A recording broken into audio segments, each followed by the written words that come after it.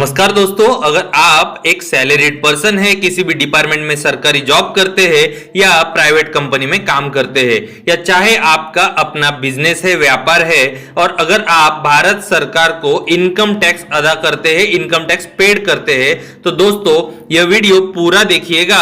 उसका 100% फायदा आपको होगा, क्योंकि आज हम आपको एग्जिस्टिंग इनकम टैक्स स्लैब और हमारे देश के 2020 के बजट में इंक्लूड किए गए नए रिड्यूसिंग इनकम टैक्स स्लैब के बारे में विस्तृत में जानकारी देने वाले हैं। तो चलिए दोस्तों शुरू करते हैं।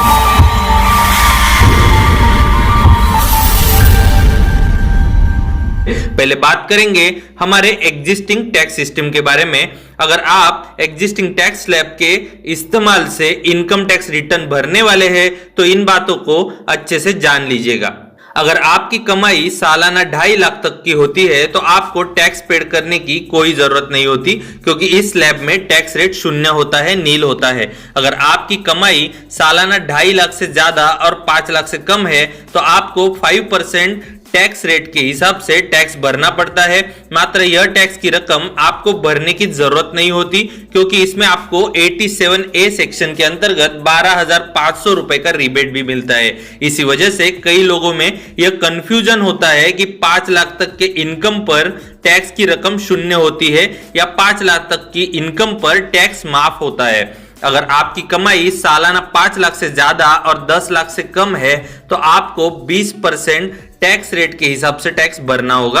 अगर आपकी कमाई सालाना 10 लाख से ज्यादा की है तो आपको 30% टैक्स रेट के हिसाब से टैक्स भरना होता है। तो इस प्रकार से आपका जो भी टैक्स भरना होता है, अंत में उस टैक्स की राशि पर आपको 4% का हेल्थ और एजुकेशनल से जोड़ना होता है दोस्तों, ऐड करना होता है। तो यह थी हमारी एग्जिस्टिंग टैक्स स्लैब की जानकारी, जिसकी मदद से आप इस वर्ष भी अपना इनकम टैक्स रिटर्न फाइल कर सकते हैं, भर सकते हैं। अब जानेंगे हमारे नए रिड्यूसिंग टैक्स सिस्टम के बारे में। अगर आप रिड्यूसिंग टैक्स स्लैब के इस्तेमाल से इनकम टैक्स रिटर्न भरने वाले हैं तो इन बातों को अच्छे से जान लीजिएगा।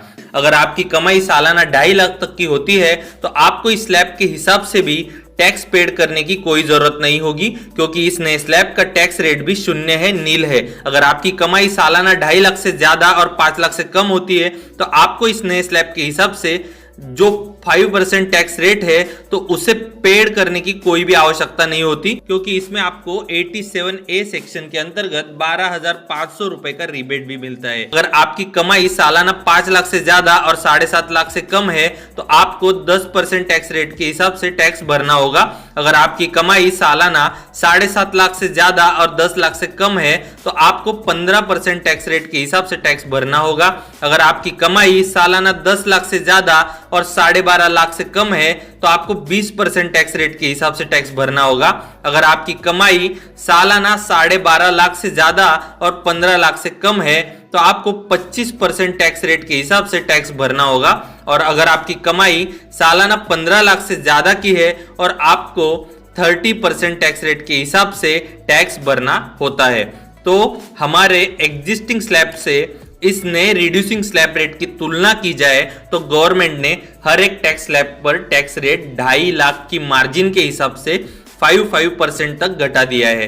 तो इस हिसाब से देखा जाए तो हमारे एग्जिस्टिंग स्लैब में कुल मिलाकर 4 स्लैब्स है और नए रिड्यूसिंग स्लैब में कुल मिलाकर 7 स्लैब्स है। अब एग्जिस्टिंग स्लैब को पुराने के साथ कंपेयर करेंगे तो आपको लगेगा तीसरी स्लैब में आपको सीधा सीधा 10% का मुनाफा हुआ है, बेनिफिट हुआ है। चौथी स्लैब में आपको सीधा सीधा 5% का मुनाफा हुआ है, बेनिफिट हुआ है।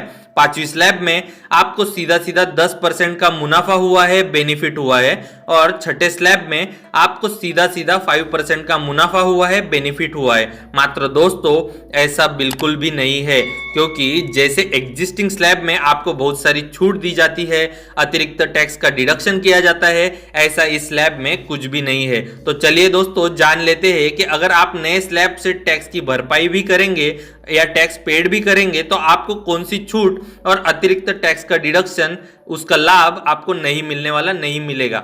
ATC के अंतर्गत आपके LIC के प्रीमियम्स, बच्चों की ट्यूशन फीस, फिक्स डिपॉजिट पर मिलने वाला ब्याज, होम लोन के मुद्दल का repayment, PPF, NPS, Sukanya Samriddhi इत्यादि पर अगर आपने पिछले एक साल में जो भी इन्वेस्टमेंट किया है वह सब इस स्लैब में बिल्कुल माफ नहीं होगा। एटीडी के अंतर्गत आपका किसी भी प्रकार का मेडिक्लेम चल रहा है तो उसके प्रीमियम का डिडक्शन भी माफ नहीं होगा। एटीई के अंतर्गत उच्च शिक्षा के लिए आपने लिया हुआ एजुकेशनल लोन है उसकी इंटरेस्ट सब्सिडी पर भी आपको छूट नहीं मिलेगी।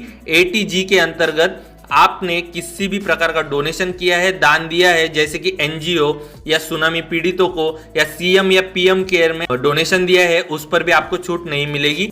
एटीटीटीए के अंतर्गत सेविंग अकाउंट के 10,000 तक के इंटरेस्ट पर मिलने वाली छूट और एटीटीटीबी के अंतर्गत फिक्स डिपॉजिट पर मिलने वाले इंटरेस्ट पर छूट, इसके अलावा एटीसी से लेकर एटीयू तक कई सारे डिडक्शन होते हैं दोस्तों, जिसे चैप्टर 6 कहा जाता है। उन सारे डिडक्शन पर मिलने वाली छूट आपके नए टैक्स सिस्टम में आपको नहीं मिलने वाली। अब बस आपको डिसाइड करना है कि आपको कौन सा टैक्स सिस्टम इस्तेमाल करना चाहिए। हम तो बस यही सलाह देंगे, ओल्ड इज गोल्ड।